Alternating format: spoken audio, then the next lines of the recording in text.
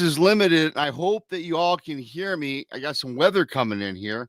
We got storms are brewing here in Michigan, and I got that little icon that's popped up on my computer with the internet. So hopefully you guys can all hear me. Put a number 1 in the chat room so I can kind of check it out.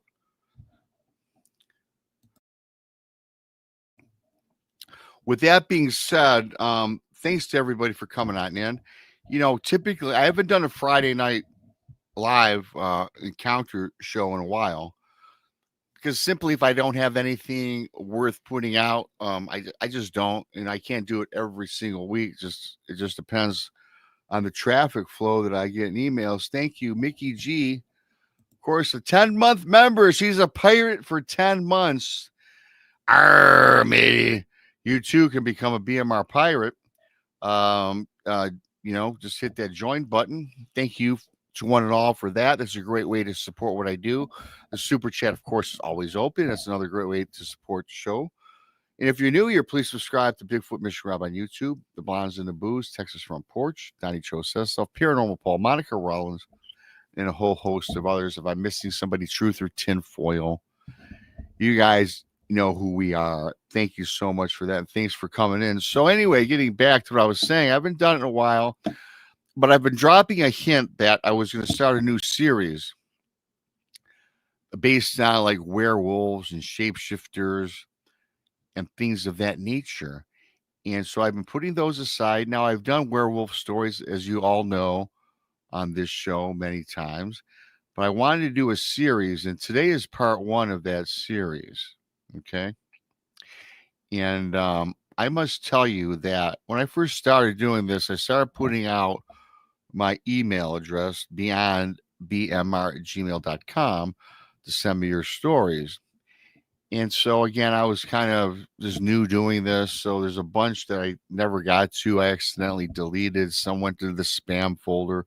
So you got to figure things out. And I'm going to give you a little history on this one because I got this email like 2 years ago. And I got to tell everybody here listening in the chat and listening wherever you're at in the world that when I got this is like a 3-page email from this guy named Rance. And I'm reading through this, everybody, and I really couldn't understand it. I mean, I got it. It was pretty crazy story, but it was written like this guy was living in like the 1800s.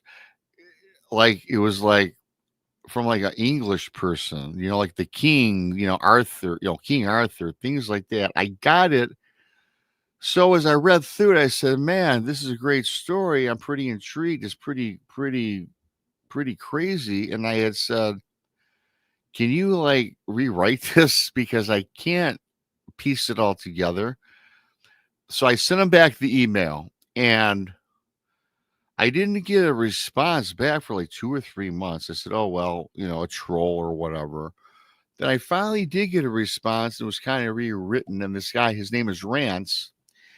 He said, yes, you please forgive my communication. I found a person that's more fluent than I. So a lot of this was rewritten. So I sat on this, but when I read through it, I was totally taken aback by it. I really was. And this is a couple years ago. So I put together a list of questions I had because I didn't know if this guy was pulling my leg or what. And again, this is 2 years ago. So I didn't get a response back, you guys, for like 2-3 months with answers to some of my questions. And I responded back again. And I did not get a response back until this past Christmas. Now, like a lot of you know, I was hinting at putting together this series. So I'll be doing these probably every Friday. Again, this is part 1. And I think you're going to like this. This has the elements of, I don't know if this guy was reincarnated. I don't know kind of what the deal is. It's a little bit confusing, but I get it today as I've gone through it and read through it a few times. So let me know, because there's another part to this story that I'm going to put out later on in the summer. But I'm going to be doing this series for the rest of the summer for you guys. So leave a comment, tell them if you like it, don't like it, thumbs up, thumbs down, whatever. Because I love werewolves. I like the shape shifting. You guys do too. I'm not going to, I still will put out some Bigfoot stuff and all the other things I do. But this is something that I really wanted to do, and it's been in my mind for about a year now. So today I'm going to give you one account, just one account, because I don't know how long it's going to be, but I probably will end up doing two in a show instead of the one that I'm doing today. I just want to get a feel for the audience and everything else, and what you think about it as my phone is ringing in the background. It never fails, everybody. When I do a live show, somebody wants to call me. Thanks for coming on in. Amanda, Bigfoot Dwarf, Mickey G, Gary Spikes. Hi, Gary. Love you. Val, Shelly. Who else? Virax. Hi, Virax. Diane Boss. Yvette. Hi, Yvette. Denise. Law Morgan. Hi, Law. Good to see you. Thanks. Welcome to the chat room. Tyler. Scrolling. John Temperine. Few of you guys, there's about 40 in you already. A lot of you are, these are all the people chatting, of course. If I miss you, I still love you. You know, I just can't see everybody, and I don't want to repeat some of these people. So a lot of the same people are chatting. 40 people. Thank you so much for coming on. Hit that like button. Let me know what you think. So I'm giving you one encounter, and this will take you right into the Blondes and the Booze Paranormal podcast tonight. And I think that I'll be on that as well. This will be one story only today for part one, but I will expand these as the summer goes on. This is just a taste. And I'm going to get started. It's going to have a little bit of history and background that I kind of researched, and this guy's history. And then I'm going to get into what this guy told me, and I'm going to present it to you here today. Thank you for coming in. So again, this story, guys, is very weird. This encounter is very weird. It's very involved. And as I said, I received this email a long couple years ago. I was having trouble reading it, as I said. This email, everybody, was kind of choppy with a heavy dialect, which I couldn't figure out. I did have the several correspondences with this guy who goes by the name of Rance. He went on to explain to me that werewolves, vampirism, and necromancy has been a part of his family tree and lineage since way back throughout the last few centuries. He went on to tell me that wolves have been part of Europe. Now, this is a little of the history. He went on to tell me that wolves have been part of Europe's history since prehistoric times. And their threat to livestock led to extensive hunting throughout the Middle Ages. He goes on to say, Rob, wolves were a widespread predator across Europe in the ancient world and into the medieval period, which likely fueled a lot of the werewolf stories that we all hear today, right? And the mythology during the Middle Ages gave rise to two forms of werewolf folklore. Now, I do believe folklore has a truth to it, an origination, right? And of course, throughout time, a lot of it gets blown up and fluffed about. You guys all understand that. Courts in Europe were convicting men and women of transforming into werewolves and mutilating and eating children back during this time, right? Robbie says, he goes on, he tells me, this is not just folklore, but has been widespread throughout his family's long history. Not folklore at all, but is an actuality, at least in his realm. Hi, Nathan. Hi, Gemini. Rance continues on to tell me that this was just not held to werewolves, but also elements of necromancy and vampirism.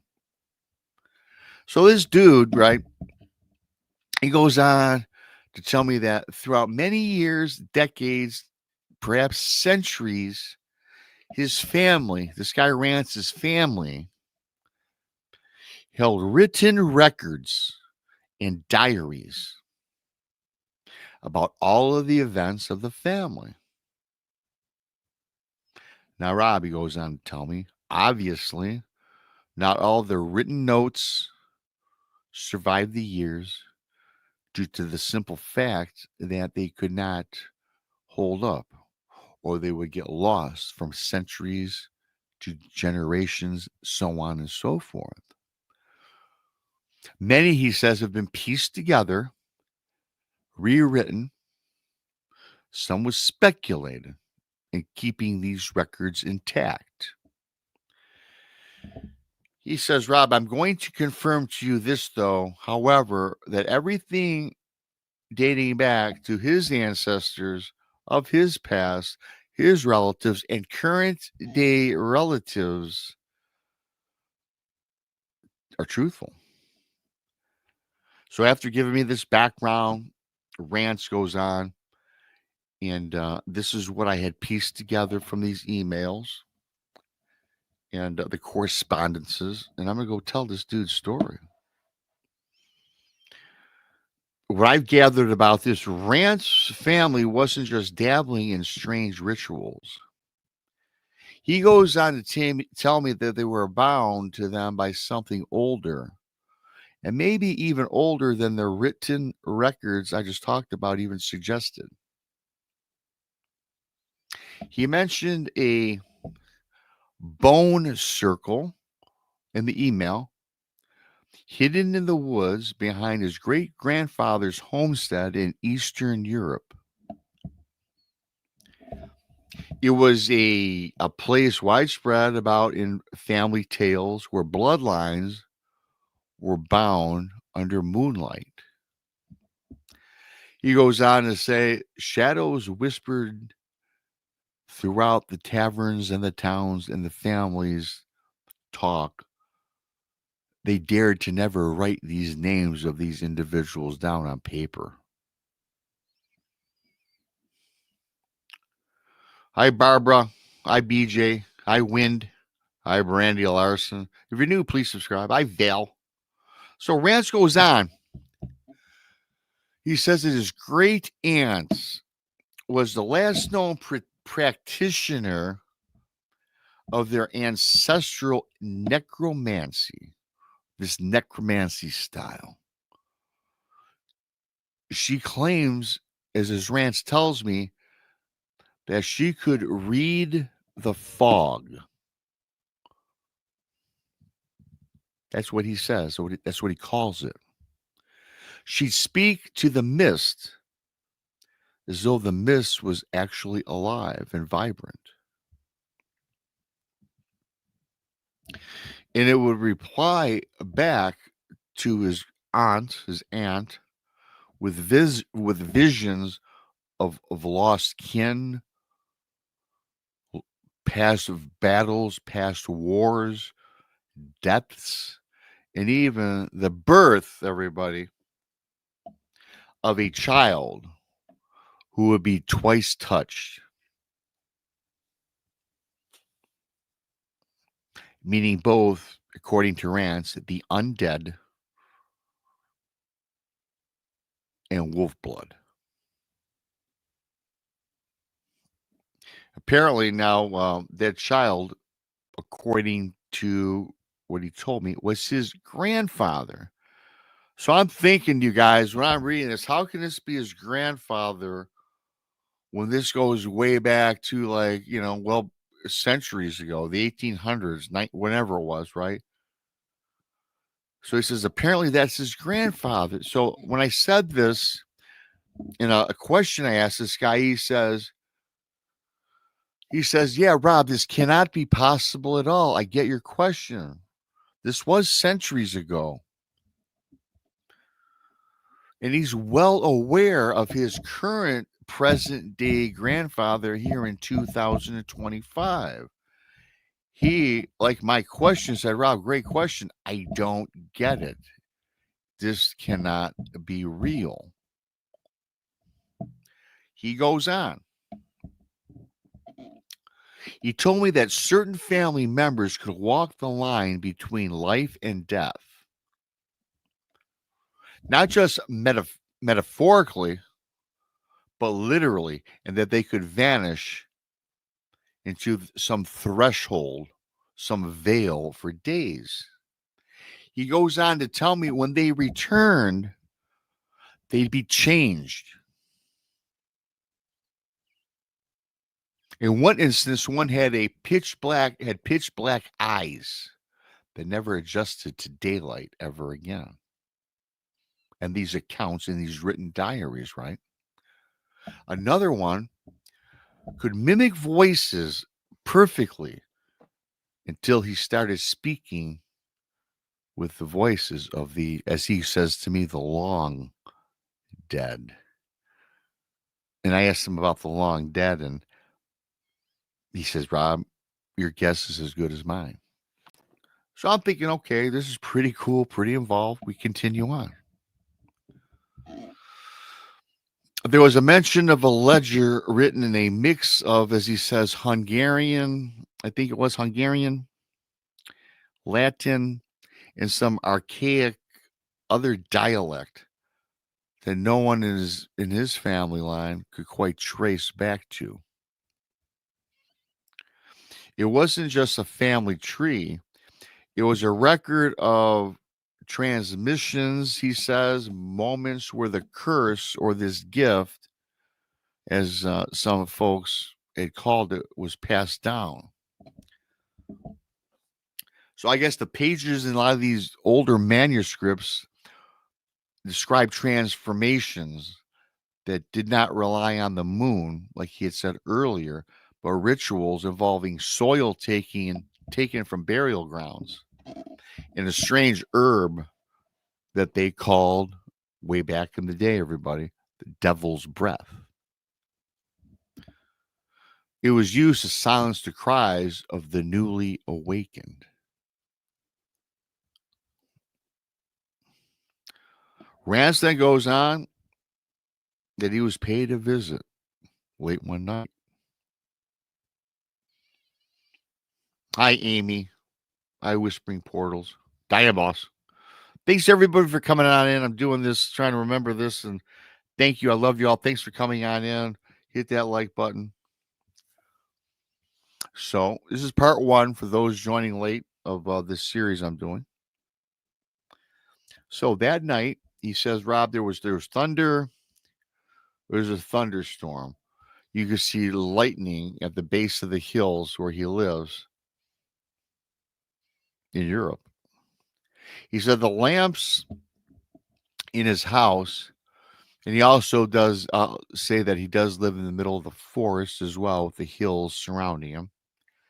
He says that his lamps in his house flickered. It seemed as the winds, he's telling me, penetrated through his house, inside his house. And he can feel winds just kind of rolling about inside of his house. He says he's alone, or so he thought so. Hey, Law Morgan. He says a knock came on his door just past midnight. He says, Rob, it was a violent, loud knock. It wasn't the kind of knock, like an average person would do, like, hey, you're at the door, rapping on the door. He says that it was very violent, and there was 3 deliberate knocks on the door.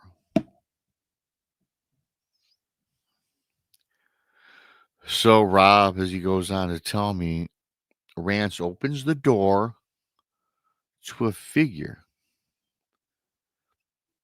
that was hunched against the house off the side of the door in the rain, outside of the door wall. It was cloaked. He says this person was cloaked in like a woolen coat.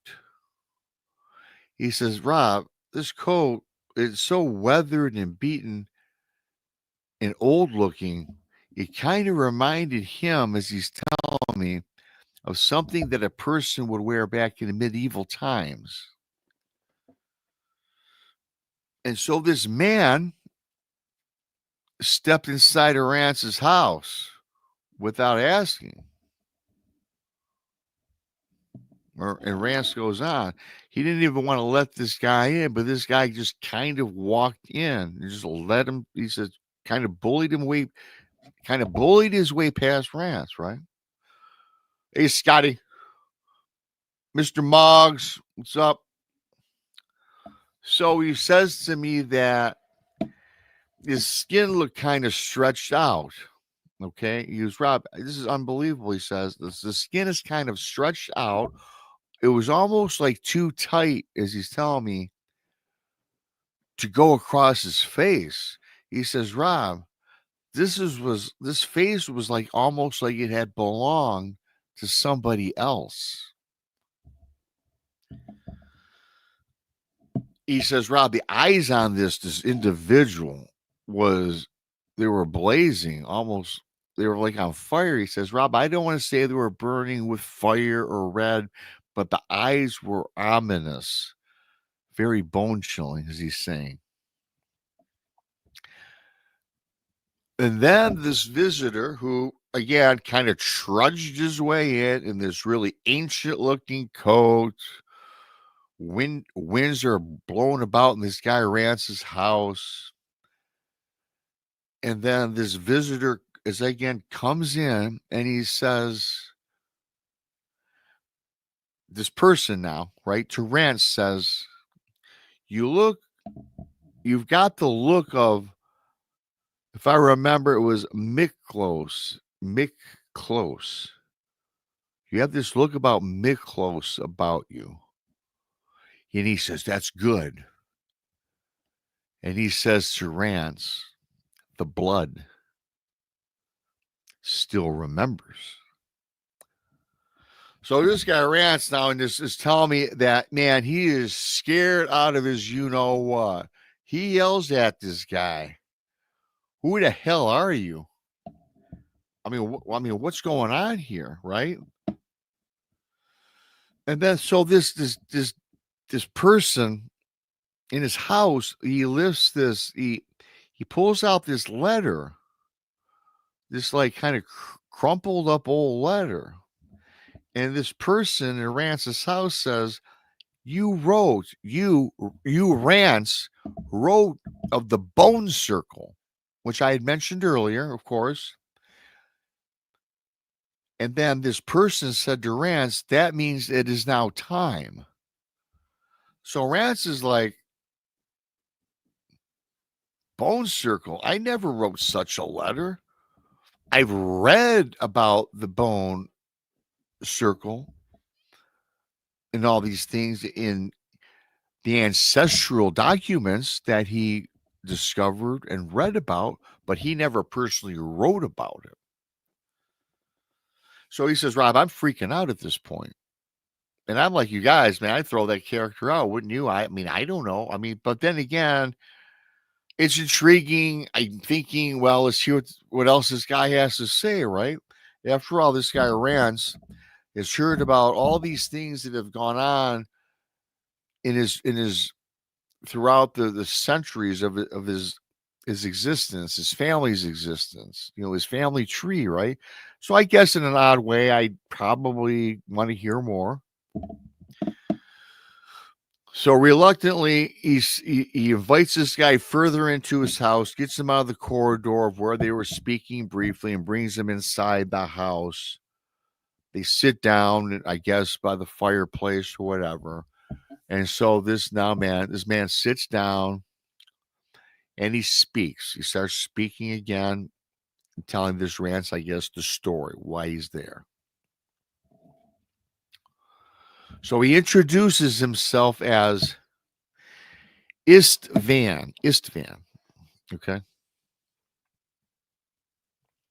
So this Istvan, okay, again, in this guy's house in modern day times, the 2000s, claims he has lived since the late 1700s. Now, this guy Rance is like, well, kind of explains his cope, but he's like, this is not happening. He says he has to pinch himself. Is he dreaming? What the hell's going on here? He says that he lived in the late, this guy now goes on, Istvan, says he's lived since the late 1700s and he was hidden during the times of pestilence. He said he slipped through a veil. He slipped through a veil, he says, between time and space, life and decay and dread. And it was his job to get in touch with this Rance. He said, now this guy, Istvan, he says that he was a practitioner of necromancy, much like I told you guys earlier in this story about his aunt. For those joining late, you're probably going to have to watch the replay because this is pretty in-depth stuff here. He says that he is a practitioner of necromancy, a deeper art. And I had to write this down because I don't remember it and I don't want to say it wrong. He says it was called Farkasveltozas. Farkasvaltozas. Whatever. I had to write it down. I wouldn't remember that. It's the ancient Hungarian word for shifting into the wolf form.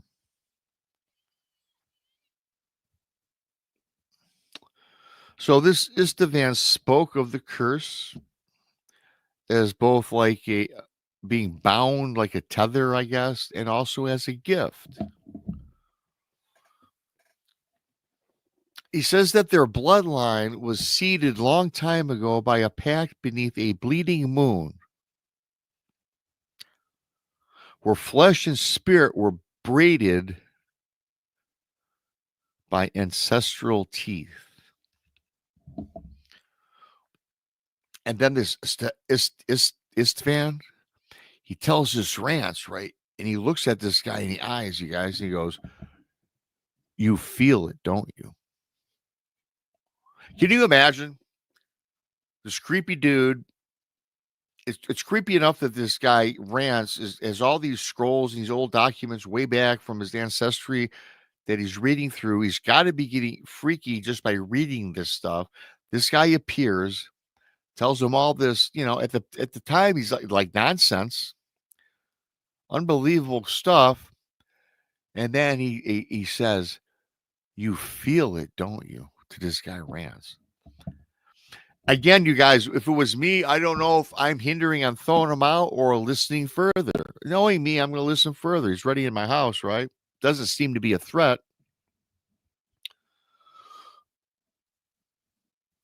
Then this Istvan says, it's in your bones. He says, every time the wind, I got to read this here. Every time the wind moans through trees, every time your shadow stretches wrong in the dusk. Sounds like mumbo jumbo. I don't really know what that means. Then this Istvan turned for the door. And Rance says, when this dude left, he was relieved. But the guy, after he says that mumbo jumbo, what I just told you guys, this person gets up, goes to the door, he leaves. But then he says, Rob, it doesn't end there because something very terrifying happened as he leaves my door of my home.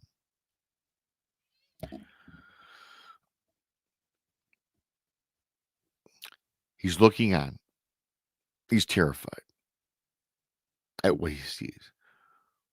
Thank you, Keith. My buddy Keith from Michigan, 5 new BMR Pirates are mateys. Thank you. Join the many, join the few today, everybody. Love you, Keith. Thank you for that. Super chats are also open. Hope you're enjoying this. I love you, Keith. Thanks for that. Appreciate it. Not expected, always appreciated, of course. So this Istvan, he leaves, he moves on. Rance says, and again, there's something about the fog, as I was talking earlier on this story, there's something about the fog, about how his aunt could read the fog, right? Rance says it was foggy, it was thundering, it was raining that day. The rain subsided. Now this fog moves and surrounds his house. Rance steps into the fog. And then he says, Rob, this guy's form, his shape of a human being, although an odd human, something from way back when, by his clothing, his dress, the way he spoke. This dude starts to convulse. And he starts to take on a change. His body takes on a change. He says there's like the rain from the thunderstorm that was subsiding turned him into a new shape. He says this guy's still walking towards the meadow, toward the tree line, and his coat fell into the mud. The coat everybody falls off this guy's body. Where this guy, Istvan, once stood, as now the coat is just boom off of him. He says, Rob, what's standing there is a beast. Massive. He said it was covered in fur. It was matted down from the storm. He looked back and looked at Rance with glowing amber eyes. Not demonic eyes, not red eyes, but amber, bright, brilliant eyes.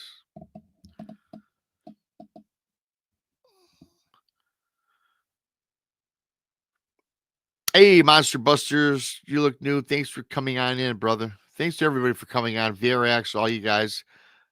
Try and, concentrate on the story. I appreciate you for coming in. Thank you so much. Please hit the like button. So, now this creature, this beast, right, was staring at this guy with these amber-like eyes. He says it turned its gaze back at him only once. Only once. Then he says it vanishes into the trees or into the woods, the forest, the hills, wherever, from what I remember. And he says, Rob, it left behind a wolf-like, and he says, I guess this kind of looked like a werewolf creature, I guess now, if you surmise everything. That's my recollection. That's my summation. It vanished into the trees. It left behind a wolf-like paw prints. And as he's looking down outside of his home as this stand transformed and leaves, he says that these prints in the ground, he says they turned into steam. And he says as the steam rises up from these prints, the prints vanish, and the steam kind of motioned around, circled around Rance, and it started hissing at him. Then it kind of evaporated into the night's air. Rob, man, he goes on as he's telling me, he says, man, this creature acted like I lived back in this era. He goes, Rob, it's funny because this guy's acting and talking to me like I lived myself in the 1700s, the 1800s, whatever the time period. He goes, how can this be? I'm reading through this email, a couple of times. I'm like, I don't know. Your guess is mine. You're telling the story. Then he says, Rob, I think I'm going mad. Then he goes on in this email and he says, man, you probably think I'm nuts, blah, blah, blah. And I'm like, hey, and of course, these emails have gone back and forth for a long time, right? So, and continuing on though, in this account, he goes, Rob, I was left in a daze or a fog after this visit. He goes, I know that I'm awake. I know I'm not dreaming, he says. He goes on to tell me that maybe that he himself, Rance, slipped through a veil, much like this Istavan says that he came from another veil, another time, another realm, if you will, right? And then he says, Rob, perhaps I had a life a long time ago.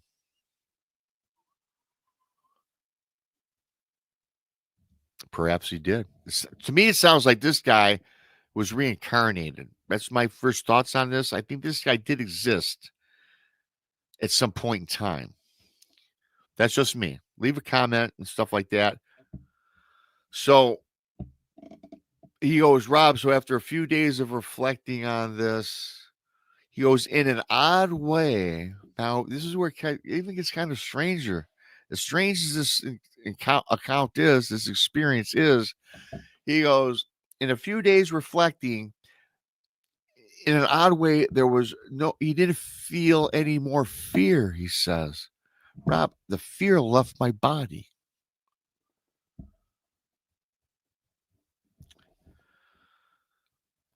He says, at first, man, I'm petrified. I'm terrified. Now, strangely, he goes, he says like he felt like something older, something heavier. He says it's kind of like, I don't know, like a recognition or a realization of his past. And he goes on to say, hell, I don't know. But to me, as I was telling you guys, as I'm kind of summating this as I go through this, kind of makes sense because I think that this person, Rance, yeah, and this is a 2020 story, right? That I got, but I'm thinking this guy, I don't know everybody, reincarnated. Is this guy a time traveler? I mean, what's the deal here? Because I firmly think now that as I've gone through this with y'all, that maybe this guy had another life, man, right? So further on, he says, hey, Rob, man, I must tell you this. He says the outside area of his home where this Istavan stood, right? Where that cloak dropped and he transformed into that werewolf creature or whatever it was. He says this precise area where it stood, the ground, he says, there is almost frozen. It's extremely cold even during the summer. He goes, it's not big. It's like the place where the man stood, but it's extremely cold around there. Not quite frozen, but extremely cold. He says it's much colder than the rest of the ground, an area, an environment around that particular area, and it's never, ever gone away. He goes on to say that this was shocking, but today it seems to be a weird confirmation for himself, he says.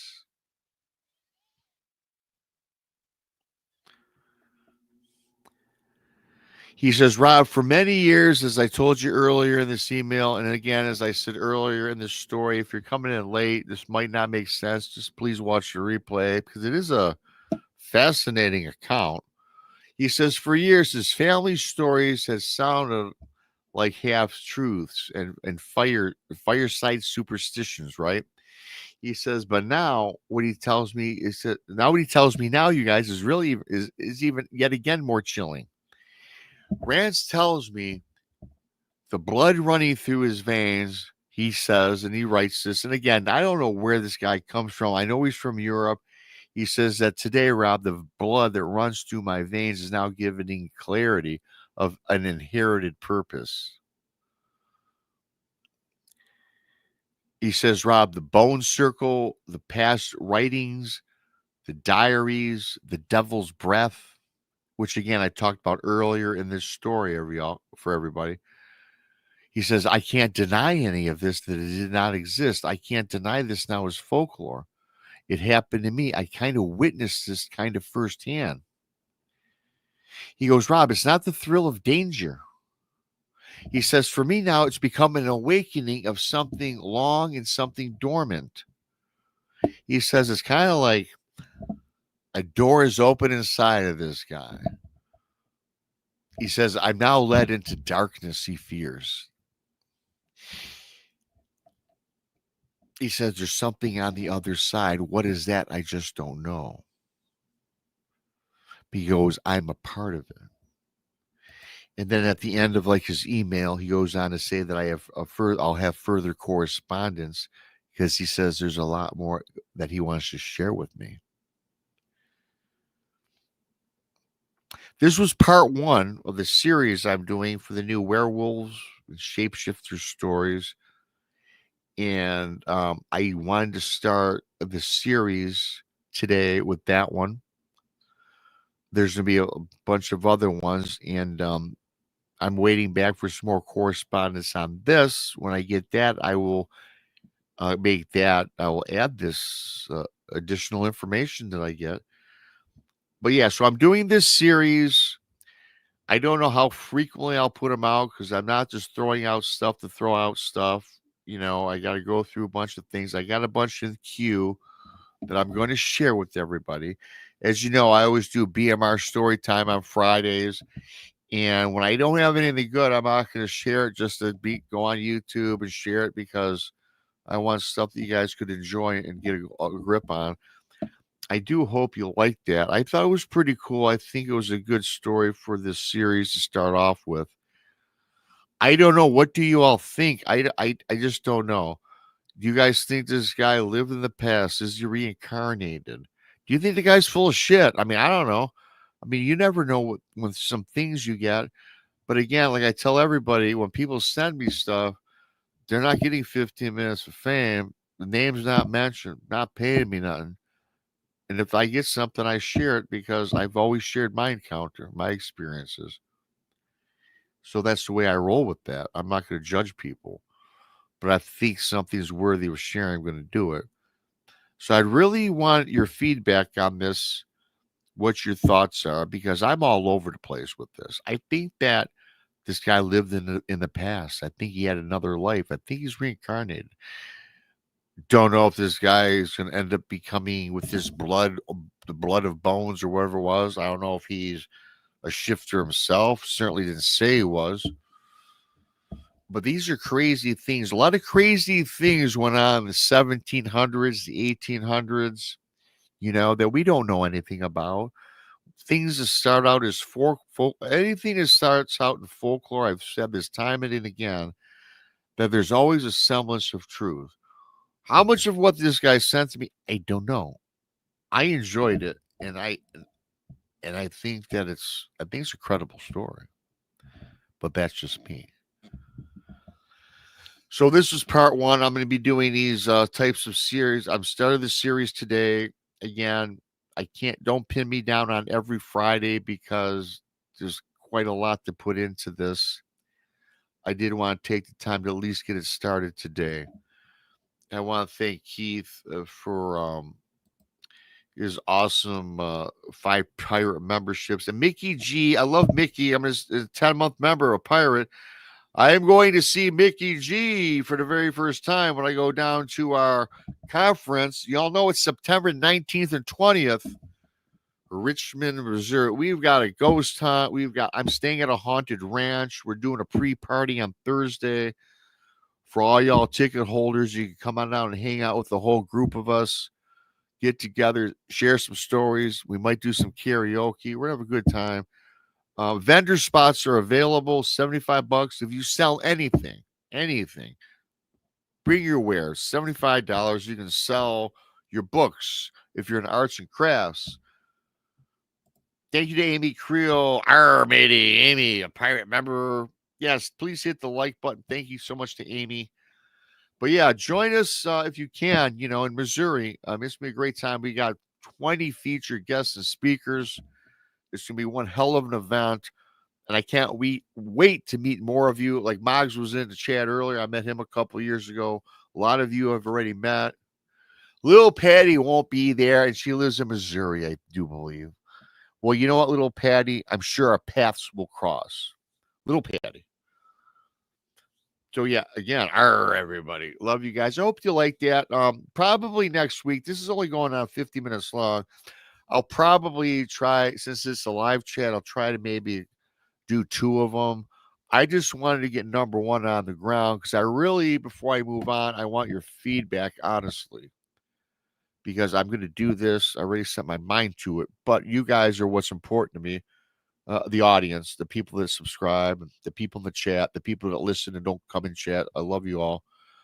So, yeah, with that being said, man, I appreciate you guys. Hope you liked it. Give me a thumbs up on your way out. Don't forget, tonight in about half hour, the Blondes and Booze are going on. I think I'm going to be on that show, too. I don't think they have anything going on. We're going to talk weird stuff like always. And I'll be back Saturday night with the girls, Monica Brandy.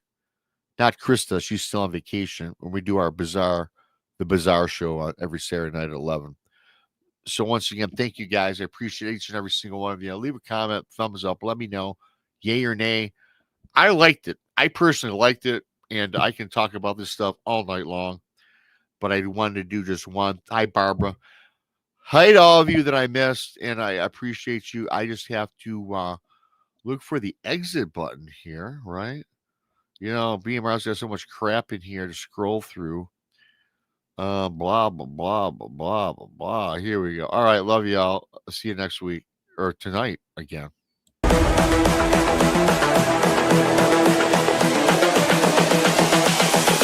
This is the future.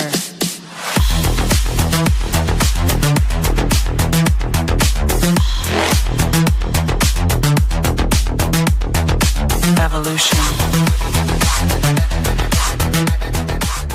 Crossing Realms Conference launches September 19th and 20th and will dock in Richmond, Missouri.